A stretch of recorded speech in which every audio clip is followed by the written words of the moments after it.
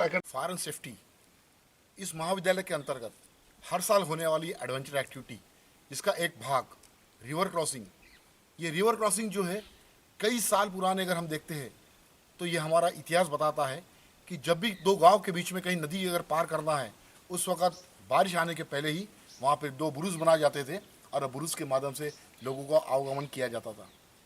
समय बदलता गया, बड़े बड़े ब्रिज बनते गए और लोगों का आवागमन बहुत सरल तरीके से हुआ।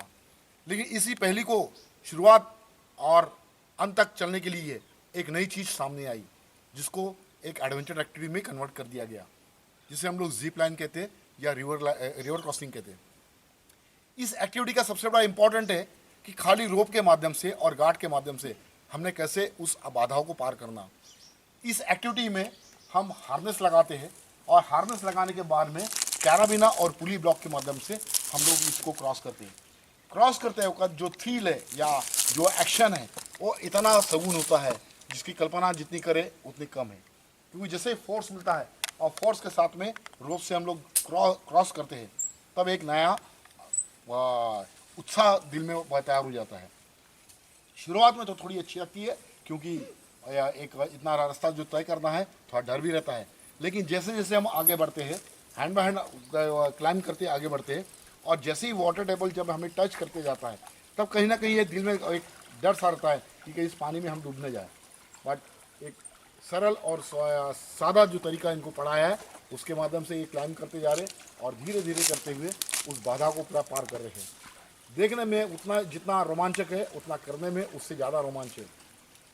क्योंकि ये जो सारे तरीके या ये सारे जो एक्टिविटीज है ये हम लोग हमारे फायर इंजीनियर्स को इसलिए पढ़ाते हैं ताकि भविष्य में जब भी कभी भी कोई भी बाधा में अगर फंसे या कोई बाधा में फंसा होगा तो उसको हमने कैसे बचाना है और उससे कैसे उसको बचा के बाहर निकालना है,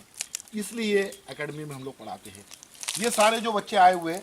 ये 150 बच्चों में इनका फिजिकल टेस्ट लिया गया है, जिसमें जो भी फिजिकल पास हुए उसमें सिर्फ 40 बच्चों को हमने लाए यहाँ पे और 40 बच्चों ने अपने आप में ये एक्टिविटी पूरी पार की है। एक्टिविटी के दौरान थोड़ा तकलीफ होती है, लेकिन तकलीफ देना हमारा मकसद नहीं होता है, उस तकलीफ से कुछ एक अच्छी चीज़ बाहर निकले ये हमारा सबसे मकसद होता है। इसी एक्टिविटी का एक भाग जो है ये है चेयर नॉट के माध्यम से। जहाँ आपके पास हार्नेस नहीं है या कोई इक्विपमेंट नहीं है उस वक्त चेयर नॉट लगा के हमने कैसे उसको क्रॉस करना है, ये एक और एक तरीका। इस चेयर नॉट में आदमी पूरा पानी के अंदर चला जाता है, लेकिन यहाँ पे दो चीज़ बड़ी मजबूत होती है। एक होता है आपके बाजू में ताकत और दिल में कितना हौसला, कितने आसान तरीके से उसको पार करते हैं। धीरे धीरे करते हुए चेयर नॉट के माध्यम से रिवर क्रॉसिंग का एक नमूना।